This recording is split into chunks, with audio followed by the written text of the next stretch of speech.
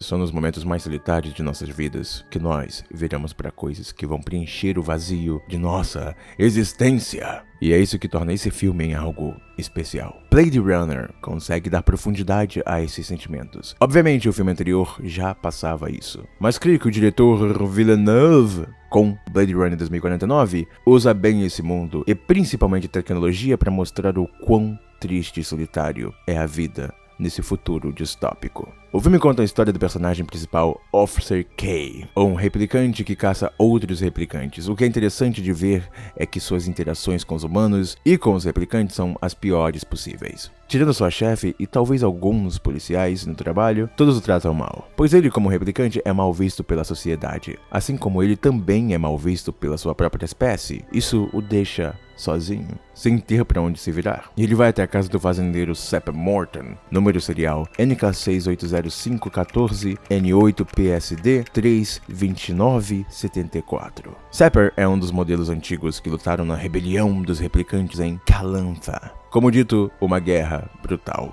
Antes que Officer K o matasse, ele fala sobre um milagre que ele viu acontecer. K mata Sepper. O plot do filme não é tão profundo assim, e é bem simples por sinal. Existe uma criança que nasceu de uma replicante, algo que em teoria seria impossível de acontecer, o que não tem explicação. Então todos veem isso como um milagre. Pelo menos os replicantes veem dessa forma. E como dito por uma das líderes, se nós replicantes podemos reproduzir, então somos nossos próprios mestres. No caso, o dever de Officer K, dado pela polícia, é achar essa criança e matá-la, pois ninguém pode saber desse acontecimento. Poderia desencadear mais uma rebelião dos replicantes e, pior ainda, destruir o muro que separa um replicante de um humano. O que, nesse filme, se torna algo difícil de se distinguir, a não ser por uma coisa: a alma. Um ser humano tem uma alma, diferente de um replicante que não. Eles se referem à palavra alma várias vezes. Inclusive no anime do filme, que lançou antes do lançamento oficial do filme, quando a boneca Trix pergunta o que acontece se ela morrer, e outro replicante fala que eles desaparecem, pois a vida que eles têm que se apegar é essa na Terra. Depois dessa vida não existe mais nada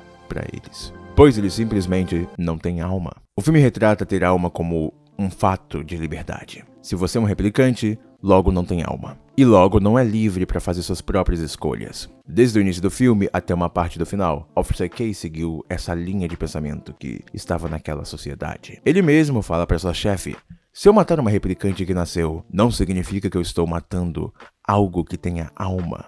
Ele tem esse entendimento, e mesmo assim, contra suas convicções, ele aceita sua missão, porque ele é um replicante e ele não tem alma. Eu falei da personagem Joy exclusivamente nesse vídeo e vou deixar nos comentários fixado, mas só passando por ela rapidamente. Com a solidão de Kay, sem lugar no mundo e sem propósito, ele tenta preencher esse vazio com uma inteligência artificial chamada Joy, tudo que você quer ouvir ou ver.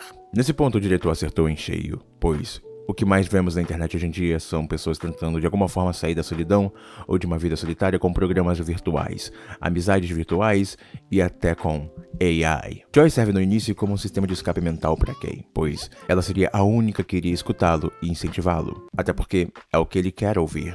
Mais uma vez, depois que acabar esse vídeo, recomendo bastante assistir o vídeo que fiz especificamente sobre a Joy e o impacto que o mundo virtual tem nas pessoas. Quando Officer K vê a possibilidade de ser a criança perdida, a criança que nasceu, ele começa a questionar as autoridades e põe pela primeira vez a sua vida como foco principal. Ele age de forma livre, pois ele acha que é humano. Ele nasceu e tem alma. Isso que é mais interessante. O fato dele achar isso o muda completamente, tanto que ele falha no teste baseline e poderia ser morto por isso. Ele dorme com outra replicante em uma das cenas que mais me causaram estranheza que já vi na minha vida, apesar de ter sido muito maneiro. Ele foge com Joy, que dali em diante passa chamado de Joe. O filme tem essa ambientação que é de tirar o fôlego. Cada cena nas ruas, cada neon, tudo é super cativante. E agora, Officer K, o melhor, Joe, está em busca de respostas. Então ele vai de encontro a Deckard, que não é uma das melhores interações. Acho que poderia ter sido bem melhor. Ele tomando soco de um senhor como Harrison Ford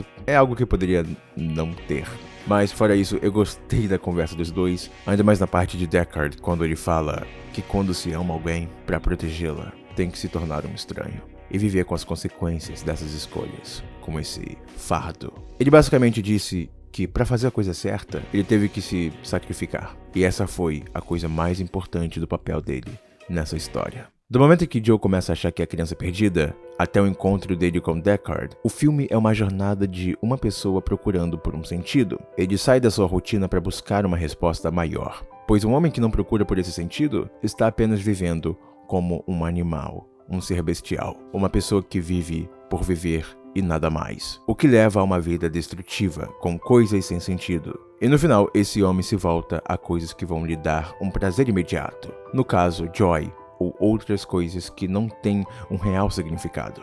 Joe se movimenta para sair desse estado deplorável que ele se encontrou. Essa é sua jornada, procurando sua alma. Chegando no final do filme, Deckard é capturado e levado por Wallace. Joe, confrontado pela líder da rebelião dos replicantes, ela revela para ele que a criança replicante é uma mulher. E ele lamenta. Porque primeiro, ele deve ter visto sua jornada como inútil, pois foi basicamente tudo em vão. Ele não é especial. Ele é apenas mais um replicante. Um ser sem alma. Ela pede para ele matar Deckard, porque Deckard não pode levar Wallace até ela. E ela fala para Joe, morrer pela causa certa é a coisa mais humana que um replicante pode fazer.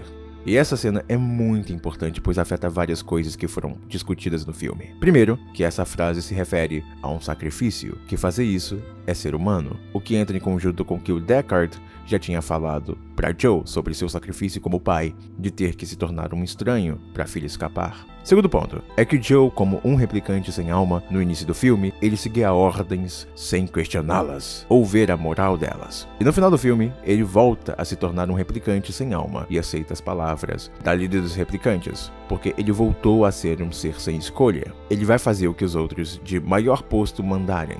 Quando ele estava a caminho de ir para matar Deckard, ele vai de encontro a uma propaganda da Joy. Ela age de maneira programada e o chama de Joe, da mesma forma que sua Joy o chamava de Joe, o que mostrou para ele uma coisa: ele estava vivendo uma mentira. E essa cena é muito importante, pois muda o personagem de vez. Ele lembra de como era sua vida antes de achar que era criança. A vida de um replicante que só seguia ordens, alguém que não era livre e basicamente um ser sem alma. Ele tinha mudado no meio do caminho, e ao perceber que não era a criança, voltado ao estado inicial. Todavia, ao lembrar desse fato, ele toma uma atitude. Pela primeira vez, mesmo sabendo que é um replicante, ele decide agir por suas próprias convicções. Ele não mata Deckard. Pelo contrário, ele o salva e o leva para conhecer sua filha. E essa cena no cinema me fez ficar arrepiado. Quando Joe fala que as melhores lembranças são da filha dele, e se você parar para pensar, as memórias que ela implantou na mente dele são terríveis. Dela sendo perseguida e espancada por outras crianças. Ele fala que essas são as melhores, pois elas são